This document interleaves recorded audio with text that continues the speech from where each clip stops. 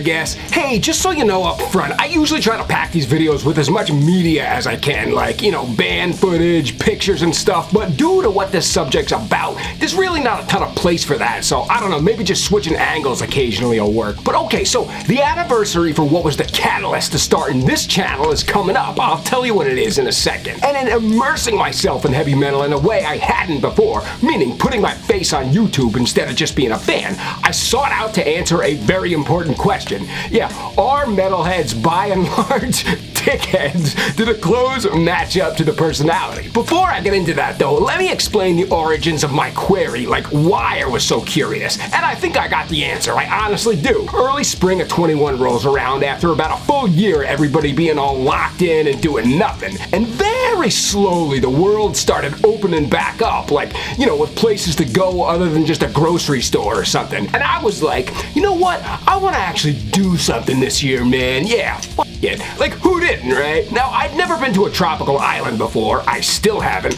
but I figured since some of them were now accessible, namely St. Thomas and the US Virgin Islands, I'd go there. Okay, that was until the lineup got announced for the very sadly defunct Psycho Las Vegas Festival. I mean, it was just too good to ignore.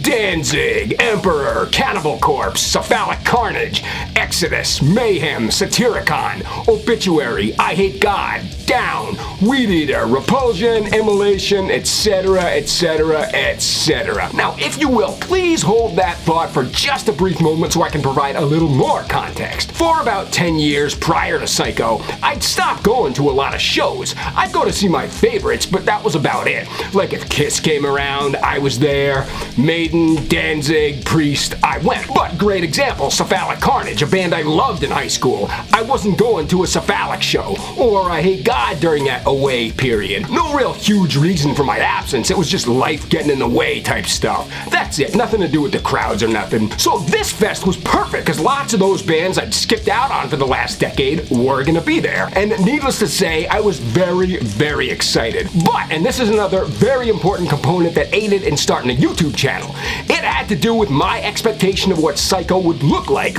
people-wise. If you recall heavy metal's health from about 2006 to 2014, you may remember it being pretty goddamn strong in the mainstream. It was almost like the 80s all over again. It was getting pushed hardcore by the suits, so you didn't have to go far to just see its face in the world. It was part of the culture again. That was until 14, when the powers that be decided it had to go, and rap took its place as #1 on all the charts and stuff. So in not being at that many shows myself around that time, my hallucination was that Psycho wasn't gonna have that many heads at it. And not only that, I figured tons of people would still be all afraid of getting sick and stuff. And now this is where two enormous revelations took place for me. One, dude, it was packed! Holy shit, was it mobbed! I simply could not believe the number of people that turned up that I never expected to see there. So that showed me something, man. That showed me something that I'd have to conduct further tests for in order to see if this was just an isolated occurrence. I was like,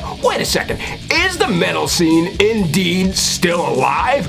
Could it be that just because it wasn't getting its representation in the culture anymore, was it still there on its own? That was a question that could only be answered one way, and it was going to more shows after Psycho. So I guess you could say I got re-addicted to the live heavy metal scene. And here's the other thing that just completely blew me away like nothing else before, really the main crux of this video.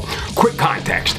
I am not proud of some of the company I kept when I first discovered the scene in '99.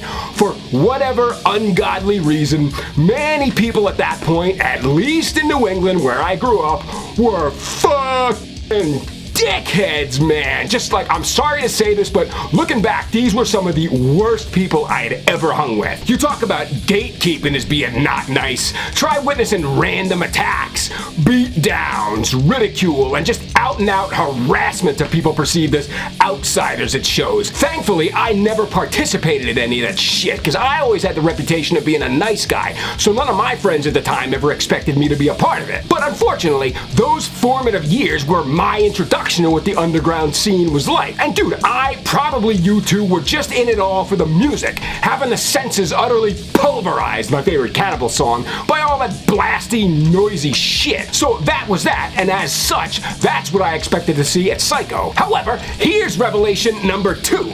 Dude, people there, they were not fights, brass knuckles, faces getting punched at the edge of the pit, and believe me, there were hardcore bands that played. Integrity, I think Ringworm might have been there, I could be wrong about them, but there were definitely a few other hardcore bands that played, or even just anyone I used to see on stage with beatdowns going on in the crowd, like CEPHALIC Carnage, or High on Fire, believe it or not. Dude, these people were nice! Randos stopping you to say, hey, cool shirt. Strangers talking to each other about this, that, and the other thing, and laughing and smiling, just like whatever that was positive and warm. I could not believe it. I honestly couldn't. But you figure, one of the variables that might have been responsible for a rare thing like that could have been that just like, maybe everybody was just so damn happy that they were finally out and able to get out and do something instead of being all shut in, that was affecting what was otherwise supposed to be an asshole, tough guy sort of demeanor. Because for the first time in my life, I found myself questioning whether metalheads were actually dickheads after all, and that maybe there was a possibility my original experience had more to do with the region of the country I was from, and that it wasn't actually like that elsewhere. I had to investigate, man. I had to. And I was prepared for it to be a difficult conclusion to get at that would require maybe several years. I don't know. But the field work would be easy at least, because I was once again hooked to seeing live bands. Very first test, Obituary, Municipal Waste, I think like GATECREEPER and a few others in Richmond. Bam! Awesome show. Cool people, nice people, strangers talking to me and everybody else, smiles, all that stuff. Next up, Sleep in Albuquerque, New Mexico on 420. Same experience, man. Then, Bay Area Strikes Back tour in Raleigh, North Carolina. Testament, Exodus, Death Angel, same thing, man. Made friends there I still talk to. Skipping ahead for just a sec, I've been to a ton more shows up till now. All kinds. Local, mid-size, arena, and stadium. One of which, and this is what led to going even further in my investigation and ultimately starting this YouTube channel, one of which was Psycho 22. Though the only kind of bummer that year was a venue change from Mandalay Bay to Resorts World. I don't know, I just love Mandalay. It was just as fun and awesome as the previous year. And by that point, I was like, I love the heavy metal crowd, man. I absolutely love it. I want to interact with everybody beyond just at shows. And my friends, this is where, well beyond the anticipated timeline I expected to be dealing with, did I find the answer to what I was looking for.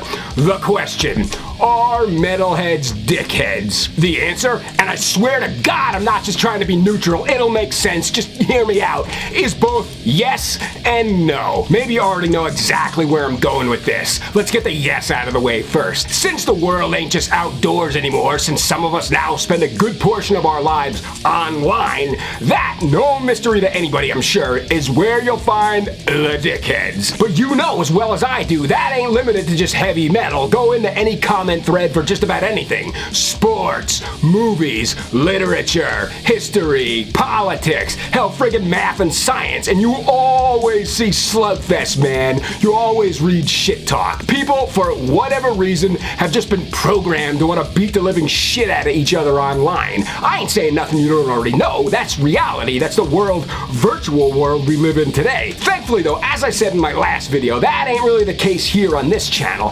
Everybody's cool, and I can honestly say that I consider some of the regulars here to be actual friends, you know? I am thankful as hell for that. And truthfully, man, I'd be a total liar if I said I didn't enjoy reading the slugfest. It's like, you know, it's goddamn hilarious the levels some people go to just to get that one last, like, your mother in, you know what I mean? And it's the reason you can search high and low and not find a comment by me on any message board or comment section or anything. Cause I just don't need that shit personally, man. Like some nonsense reason to get kicked in the balls, you know? I just like laughing at everybody else's insanity. But now, on the other side of things, very interestingly, what happens when computers aren't part of the equation? What happens when people ain't worried about how they come off online and instead are just happy to be standing standing in a crowd with their Viking funeral, or Sacrifix, or Lone Rangers shirts on. Yeah, those are from either Beavis and Butthead or movies, the Gate being one and Airheads being the other.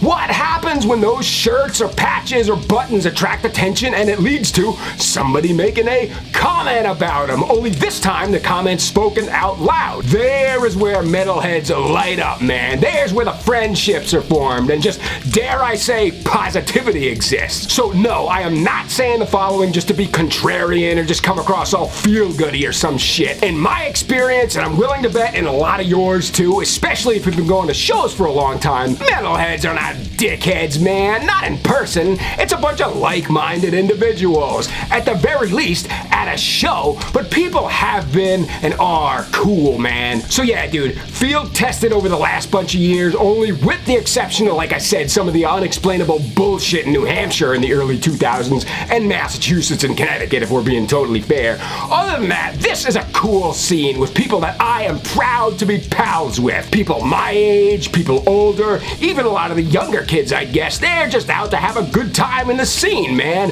and talk about heavy metal and share stories about meeting ERIK, RUTAN, or DORO, PESCH, whoever, and how awesome it was when Municipal Waste used to actually play Terror Shark. Please put that back in the set, Tony and Phil. So I don't know, man, that's all I got to say. I hope that my experience so far hasn't been a unique one. Like, I hope it's been the same for you too. I really do.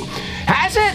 Let me know. I don't know. Am I wrong? Am I right? Let me know. But other than that, metalheads, I am friggin' done. I'm out of here. So if you did like this video, cool. Maybe you can give it a thumbs up. Or if you just like hearing somebody bullshit about heavy metal, then thrash, skank, headbang, whatever the hell you want to do, your ass right into that subscribe button. And we'll see you next time on Concrete Spew. But until then, stay wild, my friends.